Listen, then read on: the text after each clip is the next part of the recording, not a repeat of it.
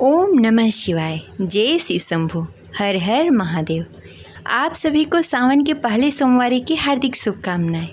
आज सुनेंगे सावन सोमवार व्रत कथा, तो प्रेम से बोलिए उमा महेश्वराय नमः। जय शिव शंभु। सोमवार के व्रत को लेकर मान्यता है कि इस व्रत को करने से भगवान शिव अपने भक्तों की सभी मनोकामनाएं पूर्ण करते हैं।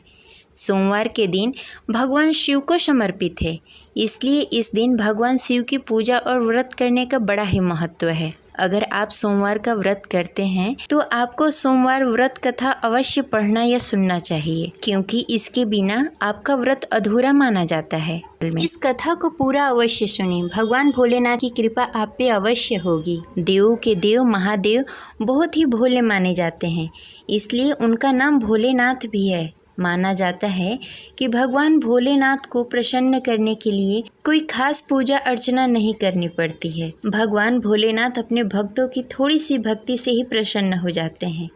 अगर आप भी भगवान भोलेनाथ के भक्त हैं और उन्हें प्रसन्न करना चाहते हैं तो सावन सोमवार का व्रत करें और इस कथा को अवश्य पढ़ें या सुनें। इतने मात्र से ही भगवान भोलेनाथ प्रसन्न हो जाएंगे।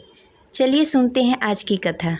एक नगर में एक बहुत ही धनवान साहूकार रहता था, जिसके घर धन्य धान्य की कोई कमी नहीं थी। परंतु उसको एक दुख था कि उसका कोई पुत्र नहीं था। वह इसी चिंता में रात दिन रहता था। वह पुत्र कामना के लिए प्रतिदिन सोमवार को शिव जी का व्रत और पूजा किया करता था तथा संध्या काल को शिव मंदिर में जाकर शिवलिंग के सामने दीपक जलाया करता था। उसके इस भक्ति भाव को देखकर एक समय श्री पार्वती जी ने शिव जी से कहा कि हे प्रभु, यह साहूकार आपका बहुत ही अनन्य भक्त है और सदैव आपका व्रत और पूजन बड़ी ही श्रद्धा के साथ करता है। इसकी मनोकामना पूर्ण करनी चाहिए। शिव जी ने कहा, हे पार्वती, यह संसार का कर्म क्षेत्र है। जैसे किसान खेत में जैसा बीज डालता है वैसा ही फल काटता है, इसी प्रकार इस दुनिया में जो जैसा कर्म करता है वैसा ही फल पाता है। पार्वती जी ने अत्यंत आग्रह से कहा, हे प्रभु, जब वह आपका अनन्य भक्त है, उसको अगर किसी प्रकार का दुख है तो आपको अवश्य ही उसका दुख दूर करना चाहिए, क्योंकि आप सदैव अपने भक्तों पर दया करते हैं, उसके दुख को दूर करते हैं। यदि आप ऐसा नहीं करेंगे तो कोई मनुष्य आपकी सेवा और व्रत क्यों करे? पार्वती जी का ऐसा आग्रह देख शिव जी ने कहा, हे पार्वती, इसका कोई पुत्र नहीं है, इसीलिए यह सदैव दुखी रहता है। इसके भाग्य में पुत्र न होने पर भी मैं इसको पुत्र प्राप्ति का वर देता हूँ, परंतु यह पुत्र केवल 16 वर्षों तक ही जीवित रहेगा। इसके पश्चात मृत्यु को प्राप्त हो जाएगा। इससे अधिक मैं और कुछ नहीं कर सकता। ये सभी बातें साहूकार सुन रहा था। इससे उसको न कोई प्रसन्नता हुई और न ही कोई दुख हुआ। वह पहले जैसा ही शिव जी का व्रत और पूजन करता रहा। कुछ काल व्यतीत होने के पश्चात साहूकार की पत्नी गर्भवती हुई और 10वें महीने उसने पुत्र को जन्म दिया। साहूकार के घर में बहुत ही खुशी मनाई गई, परंतु साहूकार उसके 16 साल की आयु जानकर कुछ अधिक प्रसन्न नहीं हुआ। यह बातें उसके घर वालों को मालूम नहीं था। विद्वान पंडितों ने उसका पुत्र का नाम अमर रखा। जब अमर 12 वर्ष का हुआ तो उसे शिक्षा प्राप्त करने के लिए काशी भेजने का निश्चय हुआ। व्यापारी ने अमर के मामा को बुलाया और कहा कि अमर को शिक्षा प्राप्त करने के लिए काशी छोड़ आओ। अमर अपने मामा के साथ शिक्षा प्राप्त करने के लिए चला गया। रास्ते में जहां अमर और उसके मामा विश्राम करने के लिए ठहरते, वहीं यज्ञ करते और ब्राह्मणों को भोजन कराते। लंबी यात्रा के बाद अमर और उसके मामा एक नगर में पहुंचे। उस नगर में राजा की कन्या के विवाह की खुशी में सभी नगर को सजाया गया था। निश्चित समय पे बारात आ गई, लेकिन वर का पिता अपने बेटे की एक आंख से काने होने के कारण बहुत चिंतित था। उसे इस बात का भय सता रहा था कि राजा को इस बात का पता न चले, कहीं वह विवाह से इनकार न कर दे, इससे उसकी बदनामी होगी। वर के पिता ने अमर को देखा। उसके मस्तिष्क में एक विचार आया। उसने सोचा, क्यों न इस लड़के को दूल्हा बनाकर राजकुमारी से विवाह करा दूं। विवाह के बाद उसको धन देकर विदा कर दूंगा और राजकुमारी को अपने नगर ले जाऊंगा। वर के पिता ने इसी संबंध में अमर और उसके मामा से बातें। अमर के मामा ने धन मिलने के लालच में वर के पिता की बातें मान ली अमर को दूल्हे का वस्त्र पहनाकर राजकुमारी चंद्रिका से विवाह करा दिया। राजा ने बहुत सारा धन देकर राजकुमारी को विदा किया। अमर जब लौट रहा था तो सच नहीं छिपा सका और उसने राजकुमारी की ओढ़नी पर लिख दिया, राजकुमारी चंद्रिका, आपका विवाह मेरे साथ हुआ है। मैं काशी शिक्षा प्राप्त करने के लिए जा रहा हूँ।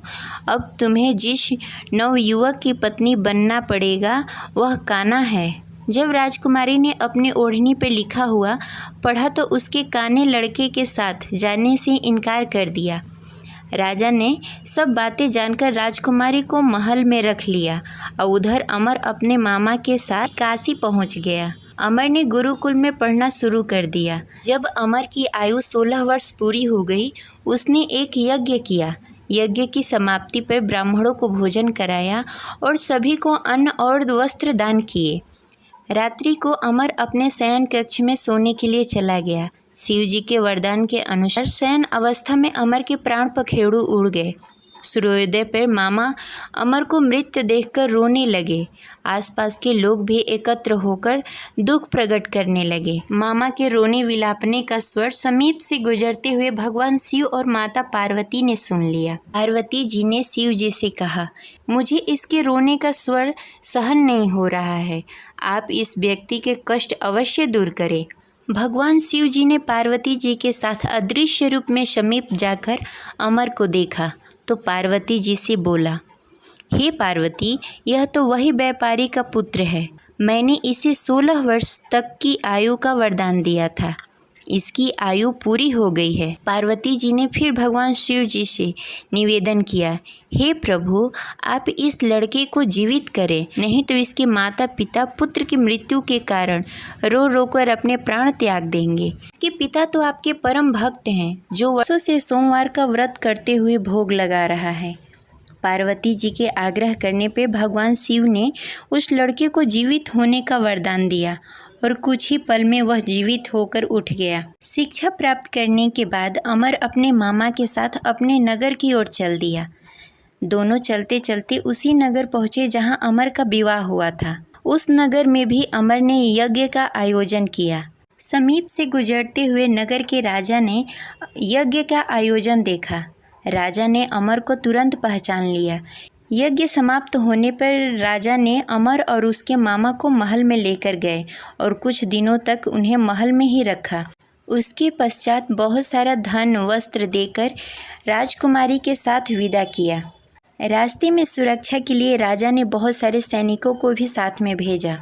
मामा ने नगर में पहुंचते ही एक दूत को घर पर भेजकर अपने आगमन की सूचना भेज दी। अपने बेटे अमर के जीवित वापस लौटने की सूचना से व्यापारी बहुत प्रसन्न हुआ। व्यापारी ने अपने पत्नी के साथ स्वयं को एक कमरे में बंद कर रखा था। भूखे प्यासे रहकर व्यापारी और उसकी पत्नी बेटे की प्रतीक्षा कर रहे थे। उन्होंने प्रतिज्ञा कर रखी थी कि यदि उन्हें अपना बेटा मृत्यु के मुंह से वापस लौटकर नहीं आया तो वो अपने प्राण त्याग देंगे। व्यापारी अपनी पत्नी और मित्रों के साथ नगर के द्वार पर चला गया। उसने अपने बेटे का विवाह का समाचार सुनकर पुत्रवधू राजकुमारी चंद्रिका को देखकर उसकी खुशी का ठिकाना न रहा। उसी रात भगवान शिव ने व्यापारी को स्वप्न में आकर कहा, हे श्रेष्ठ, मैं तेरे सोमवार के व्रत करने और कथा सुनने से बहुत प्रसन्न हूँ। इसी वजह से मैंने तुम्हारे पुत्र की लंबी आयु कर दी है। व्यापारी बहुत प्रसन्न हुआ। सोमवार का व्रत करने से व्यापारी के घर में खुशियाँ लौट आई।